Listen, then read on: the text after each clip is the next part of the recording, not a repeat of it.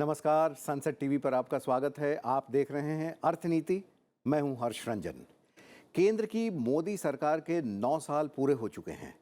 पिछले 9 वर्षों में सरकार ने नीतिगत स्तर पर सैकड़ों बड़े फैसले किए हैं।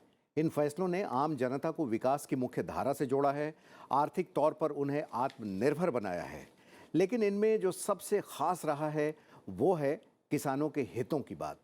किसान जो हमारे अन्नदाता हैं, अगर वो खुश न हो तो देश भला कैसे खुश रह सकता है।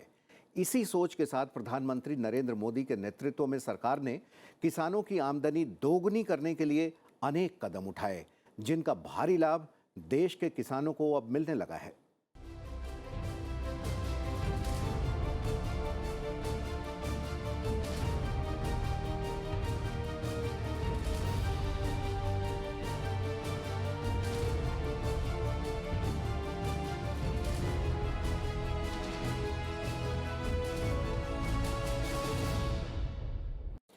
किसान हमारा अन्नदाता, देश की अर्थव्यवस्था का बेहद जरूरी हिस्सा होते हुए भी वो विकास की रफ्तार में कहीं गुम हो रहा था। फसलों के उत्पादन के लिए मॉनसून पर निर्भरता उनकी नियति हो गई थी। फसलें हो भी गईं तो बाजार आसानी से उपलब्ध नहीं हो पाते। इनपुट कॉस्ट के लिए अगर लोन लेने की ज़रूरत पड़ती तो ये लोन भी बहुत आसानी से नहीं मिल पाता था। लेकिन साल 2014 के बाद सरकार ने किसानों के हितों के लिए खास तौर पर काम करना शुरू किया। उनकी स्थिति को ध्यान में रखकर ही नीतियां और योजनाएं बनाई जाने लगीं। सरकार तक किसानों की पहुंच का रास्ता आसान बनाया गया। गांव-गांव तक बैंकिंग व्यवस्था को पहुंचाया गया। कृषि व्यवस्था को आधुनिक बनाने के लिए कई बड़े कदम उठाए गए। अक्टूबर 2022 से देश भर की 3,25,000 खाद की दुकानों को प्रधानमंत्री समृद्धि केंद्र के रूप में विकसित किया गया। साथ ही बीज, कृषि उपकरण, मृदा परीक्षण से संबंधित सुविधाएं बढ़ाई गईं। किसानों के साथ कम्युनिकेशन यानी संवाद को भी बढ़ाया गया। और इसी का नतीजा ये है कि आज किसानों की आय में काफ़ी बढ़ोतरी हुई है। कई प्रदेशों में उनकी आमदनी दोगुनी हो चुकी है, कई जगह दोगुनी होने वाली है। और इसी पर बात करने के लिए आज हमारे साथ स्टूडियो में दो खास मेहमान हैं। हमारे साथ हैं आलोक सिन्हा जी। आलोक सिन्हा जी भारत सरकार में कृषि मंत्रालय में अतिरिक्त सचिव रह चुके हैं, एफसीआई के चेयरमैन रह चुके हैं। आपका बहुत बहुत स्वागत है। साथ ही हमारे दूसरे मेहमान हैं प्रताप बीरथल जी। आप निदेशक हैं national institute of agriculture economics and policy research में। आपका भी बहुत बहुत स्वागत है। पहला सवाल प्रताप जी आपसे ही हम करना चाहेंगे। आपने किसानों पर, देश की खेती पर बहुत काम किया है। किसानों की आय बढ़ाने का जो फैसला पिछले 8-9 वर्षों में किया गया और ख़ास तौर पर पिछले 6-7 सालों में जो इस पर काम हुआ, उसके परिणाम तो निकलने शुरू हो चुके हैं। क्योंकि खेती किसानी एक ऐसी चीज़ है जिसमें तत्काल प्रभाव से कुछ नहीं होता कि आज आपने फैसला किया, आज योजनाएं बनाई, आज से लागू हुई और कल से उसके नतीजे मिलने लगे। लेकिन आज की जो स्थिति है किसानों की, इसको आप किस तरीके से जो पहले की स्थिति थी उससे अलग करके देखेंगे?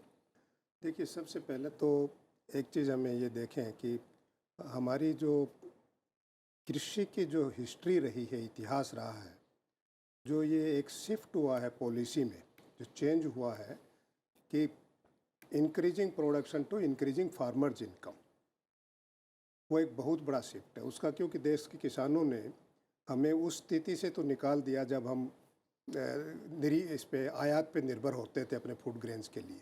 बिल्कुल। पर अब ज़रूरत है कि जो अन्नदाता जो हमारे लिए प्रोड्यूस करते हैं, जिसने पूरे देश को खाद्य सुरक्षा प्रदान की है, उनकी जो लाइवलीहुड की जो सुरक्षा है वो बहुत ज़रूरी है। और उसका कारण सिंपल सा ये है कि हमारी जो जोत का आकार है वो इतना छोटा है। अभी पीछे के जो आंकड़े हैं वो कहते हैं कि इट इज़ 1.08 हेक्टेयर एवरेज जो है, और उसमें भी पूरी जितनी भी जोत है उसमें आप देखेंगे तो 86% जो जोतें हैं वो लगभग सीमांत का आधार की है, मतलब एक लेस देन 2 हेक्टेयर्स उनका है। तो ये एक जो स्टांस जो पॉलिसी में शिफ्ट हुआ है, ये एक बहुत ही महत्वपूर्ण एक कदम है। पर आज जो इसने भी पीछे सरकार ने जो फैसले लिए हैं किसानों की आमदनी बढ़ाने का, तो वो कैसे बढ़ाया जाए, किस तरह से बढ़ाया जाए, ये देखिए आपने बिल्कुल सही कहा है कि कोई भी योजना होती है उसको इम्प्लीमेंट करने में और उसके फल आने में समय लगता है। अब बहुत सी ऐसी योजनाएं हैं, चाहे आप सॉइल हेल्थ कार्ड की बात लगा लो, क्योंकि सब चीज़ें एक साल तो होती नहीं है, एक साथ तो अडॉप्ट होती नहीं है, और जैसे अडॉप्ट होते जाएंगे धीरे धीरे उनके परिणाम वो सामने हमारे पास आते जाएंगे। अब प्रधानमंत्री फसल बीमा योजना, आपने कहा कि कृषि हमारी वर्षा आधारित कृषि है, रेनफेड एग्रीकल्चर है बेसिकली, तो वो एक माइलस्टोन है इस तरह की, क्योंकि देखिए 1974 से हम क्रॉप इंश्योरेंस को इम्प्लीमेंट करने की कोशिश कर रहे थे, पर आज तक वो सक्सेसफुल हम नहीं हुए, अभी भी नहीं हुए हैं। जो गवर्नमेंट का टारगेट था जब ये स्कीम शुरू हुई कि हम 2 साल में लगभग 50% एरिया कवर कर लेंगे, अभी भी 35% के पास एरिया है। लेकिन तो उसमें एक आगे बढ़ने की आगे कोशिश बढ़ने हो की चुकी है। बहुत कोशिश हो चुकी है, और ये धीरे धीरे, क्योंकि इसमें बहुत सी कंसिडरेशंस है, कुछ स्टेट्स ने अडॉप्ट किया है, कुछ ऑप्ट आउट कर गए हैं। अब जैसे पंजाब हरियाणा, पंजाब की बात ले लीजिए, क्योंकि वहाँ पे जो सिंचाई के साधन है वो उनके पास इरिगेटेड है लैंड, मोस्टली 100% इरिगेटेड लैंड है, और जिसके पास इरिगेशन है, क्योंकि इरिगेशन अपने आप में एक इंश्योरेंस कवर है किसानों के लिए, तो वहाँ से वो विड्रा करने का। पर इससे नुकसान जो है किसानों को, देखिए वहाँ पे ग्राउंड वाटर, क्योंकि ये एरिड जोन में आता है, सिर्फ पंजाब जो है वहाँ पे जो एनुअल रेनफॉल है वो लगभग 500 मिलीमीटर के आसपास है, तो 500 मिलीमीटर में वो वाटर रिचार्ज तो नहीं, वो ग्राउंड वाटर पे जो डिपेंडेंस है वो बहुत उसकी बढ़ती जा रही है। इसमें सर, क्योंकि उसमें स्टेट गवर्नमेंट की अपनी कुछ पॉलिसीज़ होती हैं जो इन चीज़ों को एग्रीवेट करते हैं, तो ये इन चीज़ों को थोड़ा सा ध्यान में रखते हुए जिस तरह की, पर्टिकुलरली आप ये देखिए इस बजट में जो आया है, मैं कहता हूँ कि बजट एक गेम चेंजर होगा सस्टेनेबल एग्रीकल्चर के लिए, फ्यूचर के लिए, कि जिस तरह की जो आई है स्कीम जो गवर्नमेंट ने लिए, ठीक है, इनके हमें इमीडिएटली उसके बेनिफिट्स नहीं मिलेंगे, पर आगे आने वाले टाइम में लगभग 15-20 साल के बाद उसको देखेंगे, उसके बेनिफिट, अगर ये स्कीम कंटिन्यू रहती है तो बेनिफिट्स उसके उस टाइम किसानों को भी मिलेंगे और देश को भी मिलेंगे उसमें। बिल्कुल, जैसा आलोक जी, जैसा इन्होंने कहा, इस साल का आप बजट देखें जो 2023 का बजट था, और इसमें जो एलोकेशन है और जो 8 साल पहले का बजट था, इसमें लगभग 5.5 गुना से ज़्यादा की बढ़ोतरी हुई है। 1 लाख, हम अभी फिगर बताएंगे कि 1,38,000 करोड़ से ज़्यादा एग्रीकल्चर में बजट हुआ। तो आप तो सरकार में रहे हैं, कृषि मंत्रालय में आपने काम किया है, तो आप ये बताएं कि जो ये किसानों के प्रति जो सोच थी, ये कहाँ गुम सी हो रही थी, और कैसे अभी जो योजनाएं लाई गई हैं, इन योजनाओं का कैसे आप फ़ायदा होते देख रहे हैं? देखिए, जैसा आपने बताया, यू आर एब्सोल्युटली राइट। पहले जो पूरा का पूरा फोकस होता था ऑन कि प्रोडक्टिविटी और प्रोडक्शन में कैसे वृद्धि लाई जाए जी। अब फॉर्चुनेटली पिछले 6-8 साल में अब फोकस ज़्यादा है कि किसान के इनकम को कैसे बढ़ाया जाए। देखिए, जो हमारी जनसंख्या है उसका 2/3, 2/3 लोग गांव में रहते हैं, तो इतनी बड़ी जनसंख्या का अगर हम इम्पोर्टेंस ना दें तो देश ज़्यादा आगे नहीं जा सकता। तो पिछले 6-8 साल में जो कई चीज़ों पर जो शुरुआत हुआ है वो बहुत ही अच्छी चीज़ है, जैसे सॉइल हेल्थ कार्ड्स, जैसे इंश्योरेंस, जैसे बहुत इम्पोर्टेंट है डीबीटी, डायरेक्ट बेनिफिट बैंक ये ट्रांसफ़र, क्योंकि कृषि क्षेत्र में बिचौलियाँ बहुत ज़्यादा आ जाते हैं, और वो जो असली जो किसान है और गवर्नमेंट का जो बेनिफिट है उसके बीच में काफ़ी वहाँ से हट जाता था। It use to be creamed off. तो डीबीटी के कारण बहुत ही ज़्यादा प्रोग्रेस की ओर एक स्टेप लिया गया है, जिसका सक्सेस ज्योमेट्रिकली बढ़ेगा बाद में, क्योंकि जैसे जैसे किसान देखेगा कि मॉनेटरी बेनिफिट सीधे मेरे बैंक खाते में आ रहा है, वैसे वैसे उसका मोटिवेशन ज़्यादा बढ़ेगा। So this is a very big thing.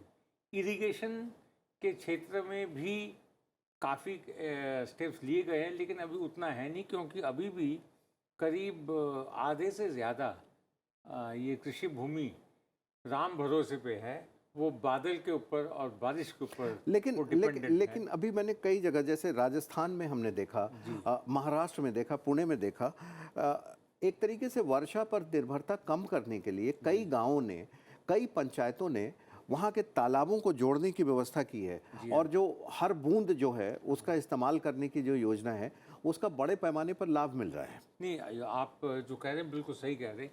इसके साथ साथ ड्राईलैंड फार्मिंग को भी इंकरेज करना पड़ेगा, बिकॉज सब जगह पानी की उपलब्धता नहीं हो सकती है, क्योंकि जहाँ वाटर टेबल बहुत नीचे है। तो फॉर्चुनेटली पिछले 4-5 साल में दाल की उपज, मिलेट की उपज में एटलीस्ट एक इम्पोर्टेंस दिया जा रहा है, और इसका असर अवश्य ही आने वाले ये जी। समय में देखा जाएगा। तो जैसी कि हम बात कर रहे हैं कि पहले सिर्फ फसलों की उत्पादकता बढ़ाने पर जोर था, अब सरकार का जोर यह है कि किसानों की आय कैसे बढ़ाई जाए, कैसे उसे दुगनी की जाए। और आय बढ़ाने की जो किसानों की रणनीति की धारणा है, ये मुख्य तौर पर 5 सिद्धांतों पर आधारित है। आइए देखते हैं कि क्या हैं वो सिद्धांत। उच्च उत्पादकता हासिल करके कृषि के समस्त उप क्षेत्रों में कुल उत्पादन को बढ़ाना, जिसकी अभी हम चर्चा कर रहे थे अपने पैनलिस्ट के साथ। दूसरी है उत्पादन लागत को युक्ति संगत बनाना। तीसरी है कृषि उपज का लाभकारी मूल्य सुनिश्चित करना। चौथा, प्रभावकारी जोखिम प्रबंधन। और पांचवा, टिकाऊ प्रौद्योगिकियों को अपनाया जाना, जो टेक्नोलॉजी है वो टिकाऊ हो। तो ये वो 5 अवधारणाएं हैं जिस पर सरकार ने काम किया, इसी को देखते हुए नीतियां बनी। और शायद यही वजह है प्रताप जी कि किसानों की आय कई प्रदेश में, जैसे अगर हम बात करें कि आंध्र प्रदेश, तेलंगाना, इन सब जगह लगभग अगर पहले से करें तो दोगुनी हो गई है। और वो सिर्फ फसलों पर ही नहीं है, किसानों की आय इसलिए भी बढ़ी है कि जो अतिरिक्त श्रमिक हैं उनको गैर कृषि कार्यों में लगाने के लिए भी प्रोत्साहन दिया गया है। और सिर्फ अगर यही होता तो नहीं होता, सरकार ने देखिए सड़कों के निर्माण पर बहुत जोर दिया है। तो अब गांव-गांव तक सड़कें हैं, जिससे आपका ट्रांसपोर्टेशन कॉस्ट घटा है।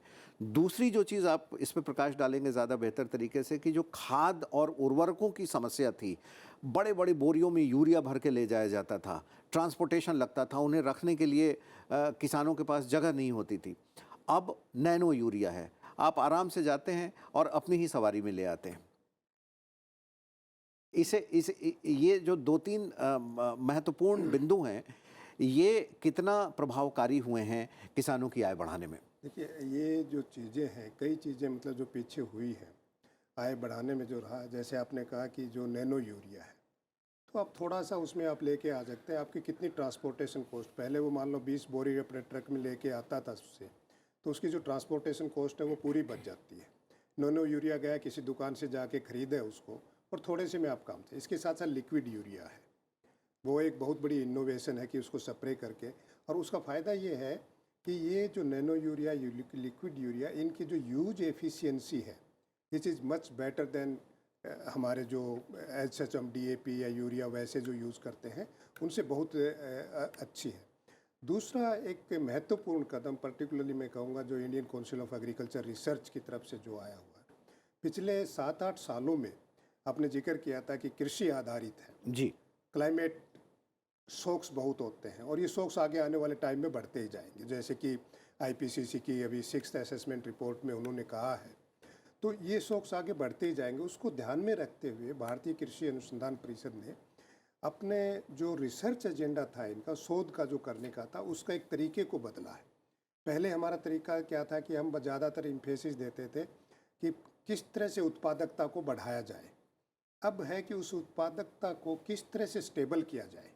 तो उस संदर्भ में आप देखेंगे लगभग पिछले 7-8 साल में 1600 क्लाइमेट रेजिलिएंट वैरायटीज़, चाहे वो रेजिलिएंट आपका ड्राउट्स का हो, फ्लड्स हो, हीट वेव्स का हो, तो वो काफ़ी इतनी मतलब वैरायटीज़ वो जो है डेवलप की है, और वो किसानों के पास पहुंच रही है।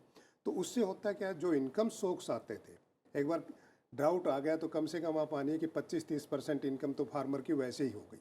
अगर वो वैरायटी अगर उसको 20% भी, उसको 20% पे ले आती है उस नुकसान को, तो किसान को काफ़ी हद तक उसमें फ़ायदा, और कॉस्ट में उसमें कोई ज़्यादा डिफरेंस नहीं है। पर इन सब को आगे बढ़ाने के लिए ज़रूरत है कि इनको एक सीड मल्टीप्लिकेशन चेन में एक ग्रेट बड़े रूप में इनको लेके आया जाए, और किसानों तक इनको और जितना जल्दी हो सकता है, चाहे वो फ्लड रेजिस्टेंट वैरायटी हो, ड्राउट टॉलरेंट हो, या हीट रेजिस्टेंट। अभी आपने देखा पिछले साल भी हीट वेव का इस पे हमारे वीट प्रोडक्शन पे फ़र्क पड़ा। तो हालांकि गवर्नमेंट के मतलब कुछ लोग कहते हैं 15-20%, पर लगभग 5% के आसपास, ये गवर्नमेंट के आंकड़े भी कहते हैं, और मेरी अपनी जो रिसर्च है मैंने इसमें की थी, वो भी ये कहती है कि ये 5% से ज़्यादा इफ़ेक्ट नहीं है। तो ये सारा इसमें इसका एक जो है वो रिसर्च का जो एक कंट्रीब्यूशन है। बिल्कुल, किसानों की आय दोगुनी करने के सरकारी प्रयासों के परिणाम अत्यंत सकारात्मक मिल रहे हैं। इस संबंध में सरकार ने किसानों की आय दोगुनी करने से संबंधित मुद्दों पर गौर करने के लिए अप्रैल 2016 में एक अंतर मंत्रालय समिति का गठन किया।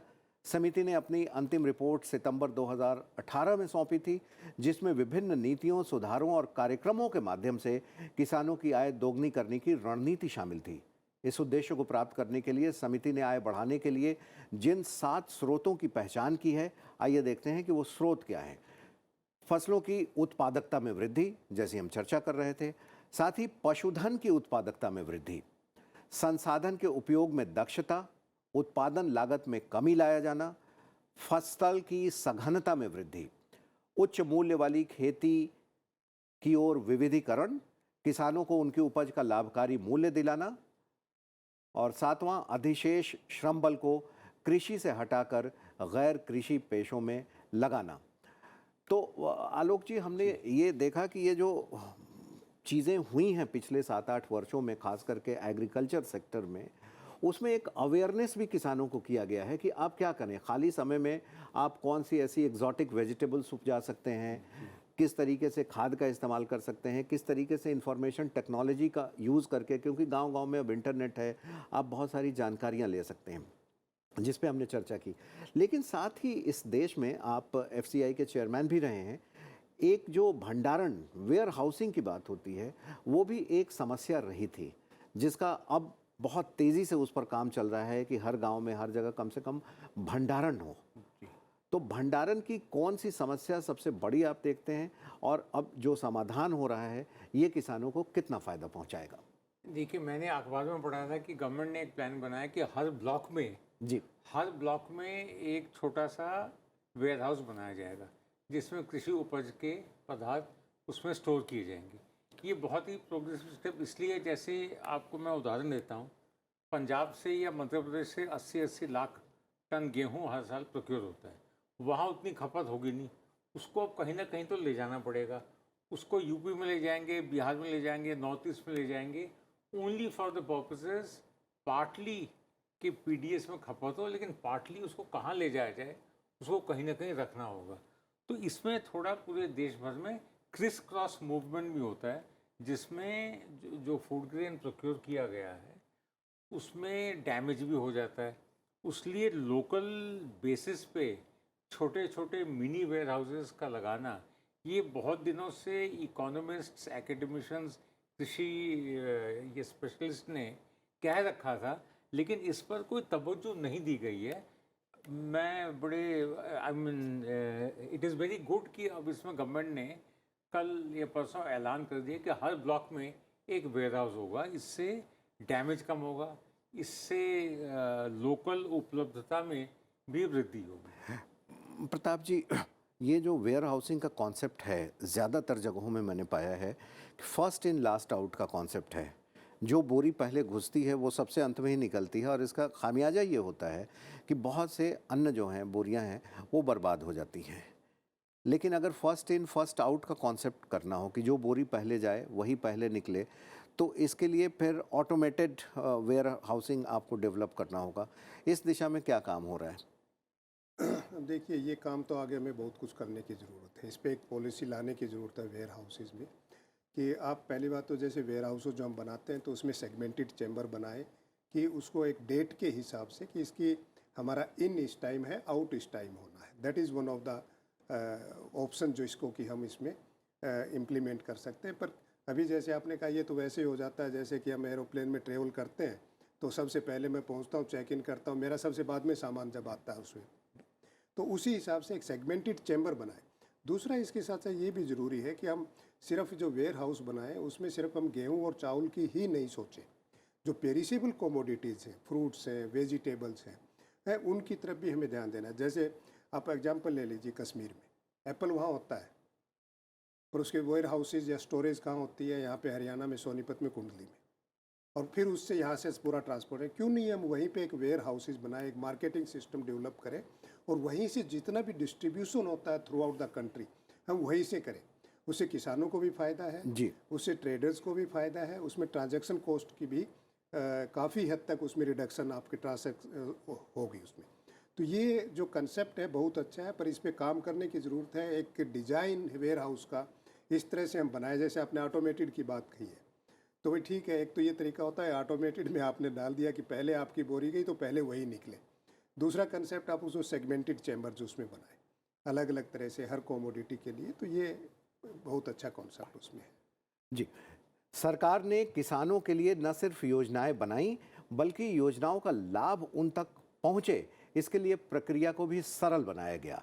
खासकर छोटे किसानों के लिए खेती की प्रक्रिया से लेकर सिंचाई की उचित व्यवस्था, मृदा परीक्षण से लेकर खाद बीज की उपलब्धता, भंडारण से लेकर बाजार की उपलब्धता, न्यूनतम समर्थन मूल्य पर खरीद प्रक्रिया से लेकर आपदाओं में उसका साथ, तो नगद भुगतान से उसकी आर्थिक सहायता, सब कुछ सरकार की नीतियों और योजनाओं में समाहित किया गया।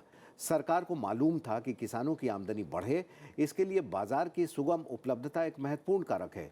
इसीलिए जहां कृषि मंडियों को आधुनिक बनाने के लिए टेक्नोलॉजी का उपयोग किया गया, वहीं ई नाम मंडियों के माध्यम से अब किसान अपना अनाज देश की किसी भी मंडी में बेच सकता है। अब तक देश के 1,75,00,000 से अधिक किसान और 2,50,00,000 से अधिक व्यापारी ई नाम से जुड़ चुके हैं। आइए देखते हैं इस बारे में प्रधानमंत्री नरेंद्र मोदी का क्या कहना है।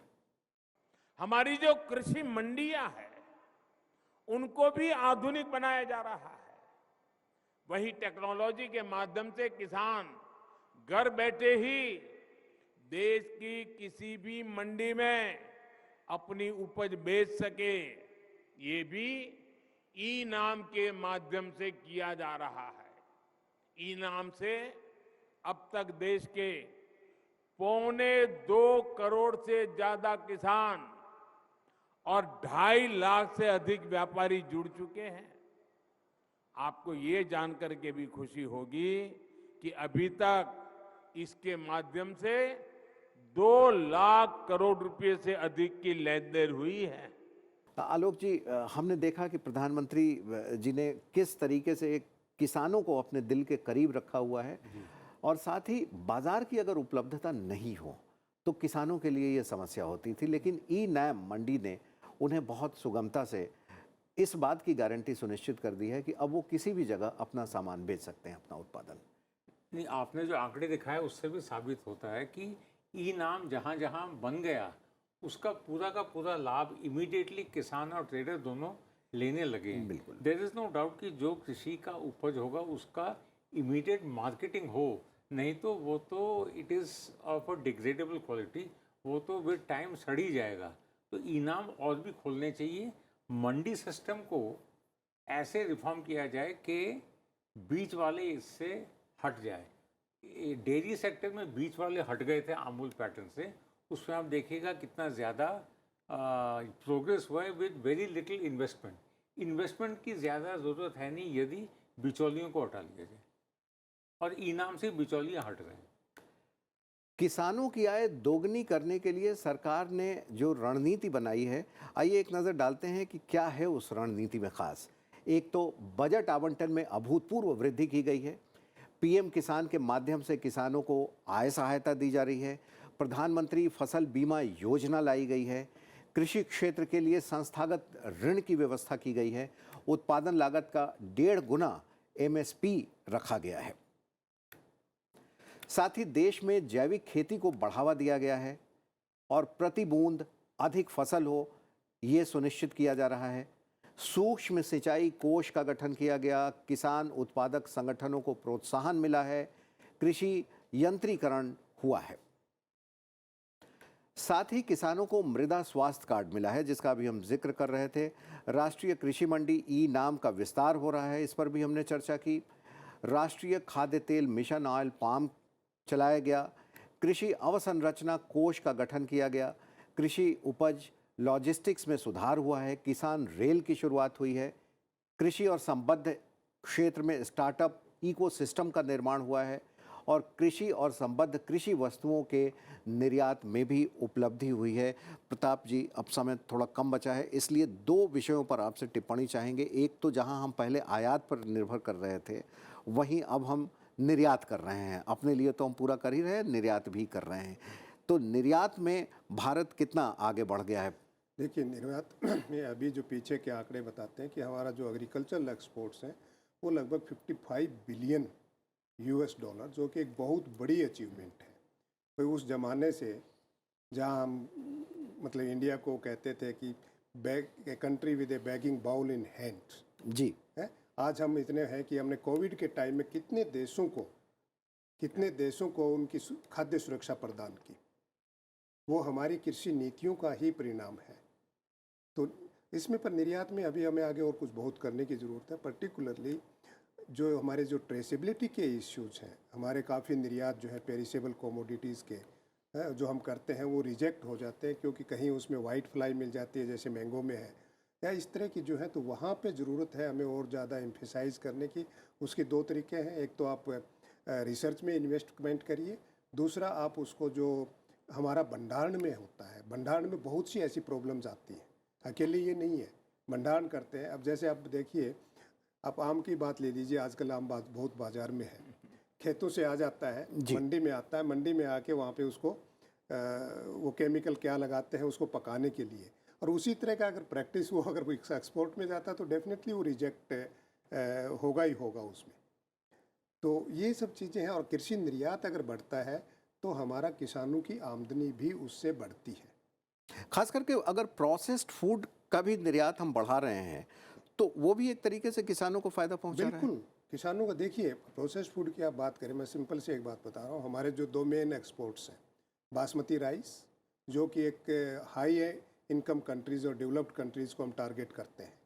दूसरा देखिए बफेलो मीट, जो कि मोस्टली जो लो इनकम कंट्रीज़ हैं, साउथ ईस्ट एशियन कंट्रीज़ हैं या मिडल ईस्ट में है, तो वहाँ हम उनको टारगेट करते हैं, क्योंकि उसके लिए अगर मार्केट देखेंगे तो वो हमें डेवलप्ड कंट्रीज़ में बफेलो मीट की मार्केट नहीं मिलती, क्योंकि उनके अपने परसेप्शंस हैं जो कि गलत है।